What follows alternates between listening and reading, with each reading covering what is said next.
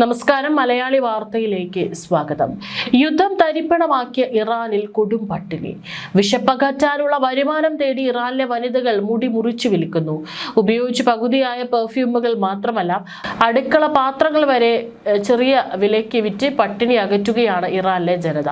കുടിവെള്ളവും പാചകവാതകവും വൈദ്യുതിയും ഇല്ലാതെ ഇറാനിലെ ജനങ്ങൾ വലയുന്ന സാഹചര്യത്തിൽ എത്തിച്ചിരിക്കുന്നു മാസങ്ങൾ നീണ്ട ഈ യുദ്ധം.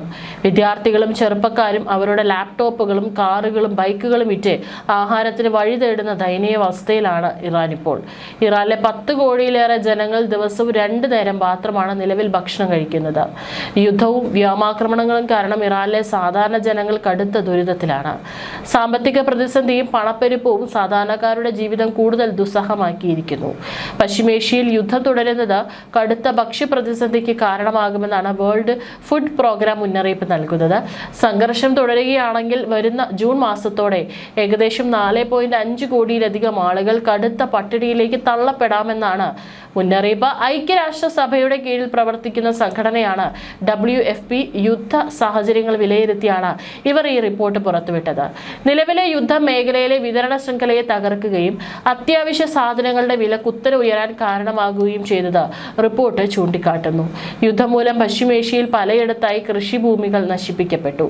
ഗതാഗത മാർഗങ്ങൾ അടഞ്ഞു.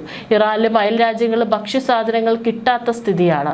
കടുത്ത സാമ്പത്തിക പ്രതിസന്ധിയും തൊഴിലില്ലായ്മയും സ്ഥിതി കൂടുതൽ വഷളാക്കുന്നു. കൃത്യമായ ഇടപെടൽ ഉണ്ടായില്ലെങ്കിൽ വരും മാസങ്ങളിൽ ദശലക്ഷക്കണക്കിന് ആളുകൾക്ക് ഭക്ഷണം ലഭിക്കാത്ത സാഹചര്യമുണ്ടാകും. സ്ത്രീകളും കുട്ടികളുമാണ് ഈ പ്രതിസന്ധിയുടെ പ്രധാന ഇരകളാവുക എന്നും റിപ്പോർട്ട് പറയുന്നു. മാനുഷിക സഹായം എത്തിക്കുന്നതിന് യുദ്ധം വലിയ തടസ്സം സൃഷ്ടിക്കുന്നു. സഹായവുമായി എത്തുന്ന വാഹനങ്ങൾക്ക് നേരെയും ആക്രമണങ്ങൾ ഉണ്ടാകുന്നുണ്ട്. അടിയന്തരമായി വെടിനിർത്തൽ പ്രഖ്യാപിക്കുകയും തടസ്സമില്ലാതെ മാനുഷിക സഹായങ്ങൾ എത്തിക്കാൻ അനുവദിക്കുകയും ചെയ്തില്ലെങ്കിൽ പശ്ചിമേഷ്യ കണ്ട ഏറ്റവും വലിയ മനുഷ്യനിർമ്മിത പട്ടിണി ദുരന്തമായി യുദ്ധം മാറുമെന്നും റിപ്പോർട്ട് മുന്നറിയിപ്പ് നൽകുന്നു. അന്താരാഷ്ട്ര സമൂഹം ഉടൻ ഇടപെടണമെന്നും ലോക ഭക്ഷ്യ പരിപാടി ആവശ്യപ്പെട്ടു. യുദ്ധം എത്ര നാൾ തുടരുമെന്ന് വ്യക്തമല്ലെങ്കിലും തോറ്റു പിന്മാറാൻ ഇറാൻ ഇനിയും തയ്യാറായിട്ടില്ല. അമേരിക്കയും ഇസ്രായേലും ചേർന്ന് ഇറാനിൽ നടത്തുന്ന യുദ്ധം ലോകമെമ്പാടും പട്ടിണിയും ദാരിദ്ര്യവും വർദ്ധിപ്പിക്കുമെന്നും ഐക്യരാഷ്ട്രസഭയുടെ ലോക ഭക്ഷ്യ പരിപാടി മുന്നറിയിപ്പ് നൽകി. ഇറാനിൽ ഭക്ഷ്യധാന്യങ്ങൾക്ക് വലിയ ക്ഷാമമാണ് നേരിടുന്നത്. തുടർച്ചയായ ബോംബിങ്ങിൽ ധാന്യപ്പുരകൾ വലിയ തോതിൽ നശിച്ചതും പട്ടിണി വർദ്ധിപ്പിക്കാൻ പ്രധാന കാരണമായിട്ടുണ്ട്. കഴിഞ്ഞ ഫെബ്രുവരി 28-ന് ആരംഭിച്ച ഇറാൻ യുദ്ധം ആഗോള എണ്ണ വിപണിയെ പിടിച്ചുലച്ചിരിക്കുകയാണ്. സാമ്പത്തികമായി തകർന്ന പാവപ്പെട്ട രാജ്യങ്ങളിൽ ഇതിനകം തന്നെ വലിയ വിലക്കയറ്റം അനുഭവപ്പെട്ടു തുടങ്ങിയിട്ടുണ്ടെന്നും റിപ്പോർട്ടിൽ പറയുന്നു. നിലവിൽ ഇന്ധനവില, ഭക്ഷ്യവിലയിൽ ഉണ്ടാകുന്ന വർധന, വരുമാന നഷ്ടം, വ്യാപാര തടസ്സങ്ങൾ എന്നിവയാണ് പ്രതിസന്ധിയുടെ ആഘാതം ഇരട്ടിയാക്കുന്നത്. ഇറാനെ മാത്രമല്ല, യുദ്ധം അഫ്ഗാനിസ്ഥാൻ, സൊമാലിയ, ശ്രീലങ്ക തുടങ്ങിയ രാജ്യങ്ങളെയും സാരമായി ബാധിച്ചിട്ടുണ്ട്. ഉയർന്ന ഇന്ധന ചെലവ്, വിലക്കയറ്റം, വരുമാനമില്ലായ്മ എന്നിവ ഈ രാജ്യങ്ങളിലെ ജനങ്ങളെ കടുത്ത സമ്മർദ്ദത്തിലാക്കുന്നു. ഹോർമുസ് കടലിടുക്ക് ഏതാണ്ട് പൂർണ്ണമായി അടച്ചിട്ടിരിക്കുന്നതിനാൽ എണ്ണ കപ്പലുകളുടെ സർവീസ് തടസ്സപ്പെട്ടതാണ് എണ്ണ വിപണിയെ ബാധിച്ചത്.